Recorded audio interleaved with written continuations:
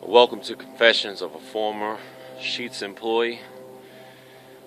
My name is Chris. I worked for Sheetz for about close to 2.5 years. I enjoyed working for Sheetz very much, so I don't want this video to be construed as me, retaliating against my former employees. It's all bad about them. I'm actually making this video so that the individual that checks the internet for any phrase of Sheetz can bring this to the attention of hopefully Travis Sheetz, Stan Sheetz, anybody that's in the corporate hierarchy of Sheetz.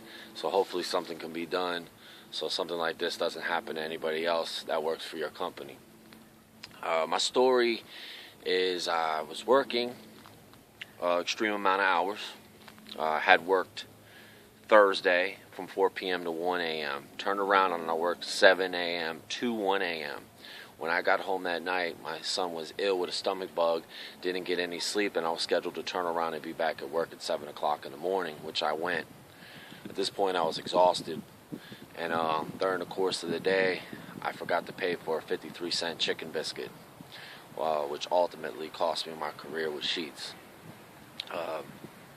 You can ask any of my former peers or former management, such as Kelly, my district manager, or my manager, Brenda, about my performance and what kind of employee I was. I was a total believer in TCF, and I'm probably going to carry that with me to wherever I end up going in the future, hopefully soon. It just bothers me that your HR structure, ultimately the decision comes down to one person, and that one person would be Chris. I'm intentionally leaving out last names for privacy purposes, but Chris, in my opinion, who gets a thrill out of reading ex-employee statements, and I'm probably almost certain that the way I worded my statement, that he'll probably be reading my statement to groups of managers about paying for your food while you're on the clock. But I doubt that he'll put into light that this individual was working an extreme amount of hours. It just makes me upset because I've donated, I want to say donated, I want to say that I really sacrificed 2.5 years of my lifetime and really truly gave it to Sheetz. If you can look it up, the year before I worked 335 shift covered hours. Anybody needed a store covered, I was there. I covered almost every store in my district except for Statesville and Moxville. But I covered my own store. I covered any store that was basically within a 20-30 minute radius of my store. And I really enjoyed working for Sheetz, and I felt like I was doing a good job. But on the day that I forgot to pay for the chicken biscuit, it was like I wasn't given an opportunity to pay for the chicken biscuit. As we all know, when food is not paid for, and this video is directed to Sheetz individuals, when food doesn't get paid for, you get stuck in your queue and it goes into the red. Okay. Had I went in there and deleted that particular order number, I wish I knew the order number because I'd play it in the lottery every day. But if I would have deleted said order and tried to cover up that way, I would have understood my termination. But because given the fact of the circumstances that I was working an extreme amount of hours and I made a legitimate oversight, I feel like I maybe should have got a pass on that. I mean, how many times do you know people to make oversights, especially when they've been awake 30 hours? I finally got my phone call today to see if I was eligible for rehire. And they told me that I was not eligible for rehire with Sheetz. So ultimately, me and Sheetz are done. But I still got my name tag. I still got my shirt. Still look good in it, I've worked really hard for you guys. But the one request that I do have is that, I hope this video somehow makes it to maybe Stan Sheetz' desk or Travis Sheetz or Adam Sheetz or just anybody from the Sheetz family. I wish I could remember her name, but there's one of the girl that checks the internet if they're mentioning Sheetz, is a Sheetz. So I'm hoping that you can relay this to them, that I feel that if you're going to have, you're worried about cost. The last memo that Sheetz came out, you're worried about cost of employees, cost of running the store, labor was high, guys weren't doing as good as they thought they were going to do on that last quarter.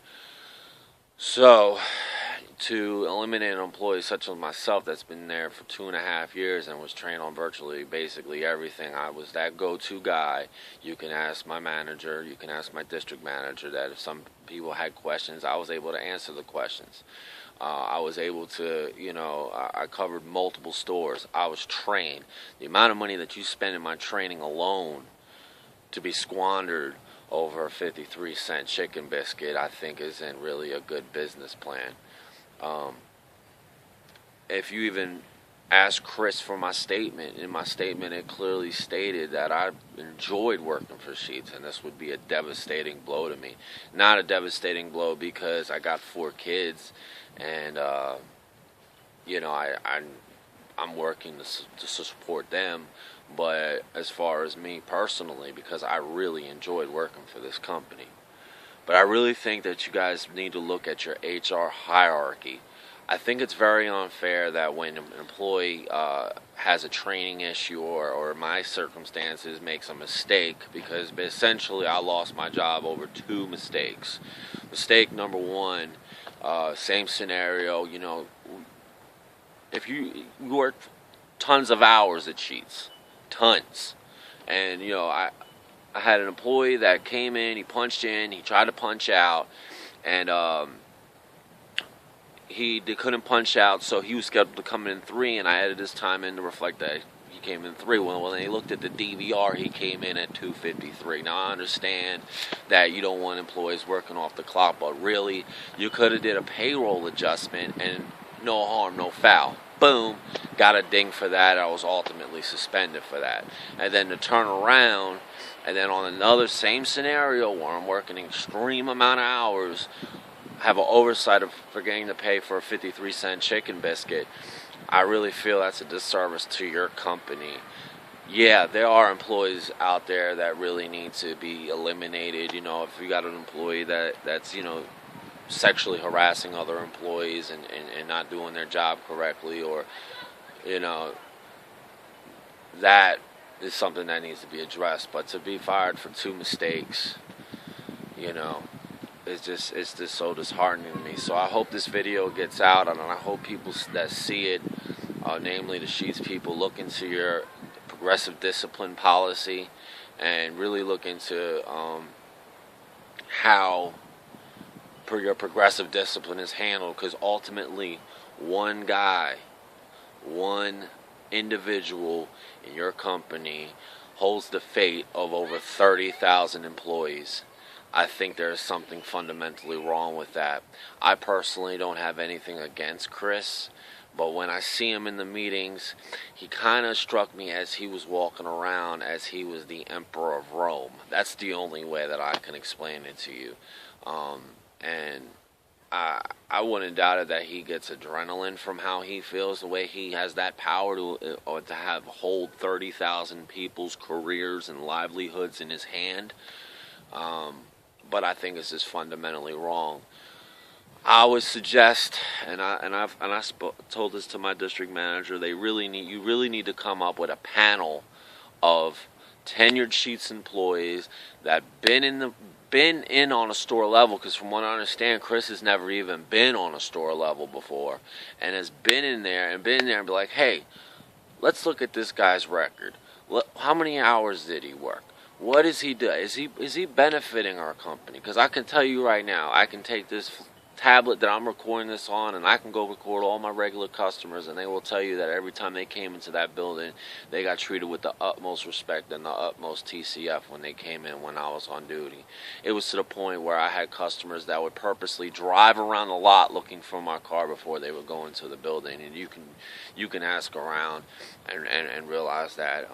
So not only do I feel like it was a devastating blow to me, but it was also a devastating blow to you guys, because you lost all this much money on training. You lost an employee that was dedicated. You lost somebody that was willing to go the extra mile no matter what it took.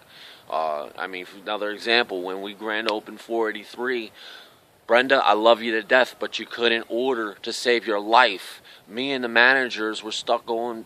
I must have drove 100 miles one night just going to each store, pillaging each store for what little they can give me, so that way we can run the next day because you weren't ordering enough product. Okay. I mean, the whole thing with the edit of the time. The only reason why that happened was because the night before we had an external freezer.